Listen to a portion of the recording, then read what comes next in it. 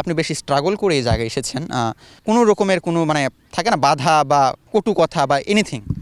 আসলে বাধা তো ছিল সবসময়। আমার কাছে মনে হয় একটা আমার যখন বাবা মারা যায়, আমার যতটুকু শুনছি বা মনে পড়ে, তখন আমার মা খুবই ইয়াং। তো আমার কাছে মনে হয় মানুষের কথার চাইতে ওনার সবচেয়ে বাধা ছিল ওইটাই যে কীভাবে আমাদের মানুষ করবে। তো আমি জানি না আমি কতটুকু মানুষ হতে পেরেছি, বাট আমি চেষ্টা করি সবসময় যেন ওনার মান সম্মান বা ওনার মর্যাদা যেন সবসময় উপরে থাকে, আমার কারণে যেন কখনোই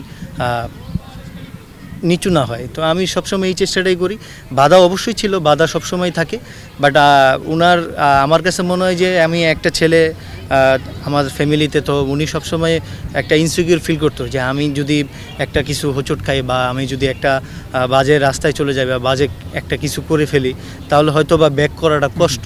তো ওই মোমেন্টে আমার কাছে মনে হয় যে বাধা সবচেয়ে বেশি এটাই যে ইনসিকিউর ফিল করা। বাট আমার কাছে মনে হয় আমার মা খুব শক্ত একটা মানুষ, মেন্টালি অনেক স্ট্রং একটা মানুষ। সো ওই ক্ষেত্রে উনি খুব মেন্টালি স্ট্রং ছিল ওই জায়গায়।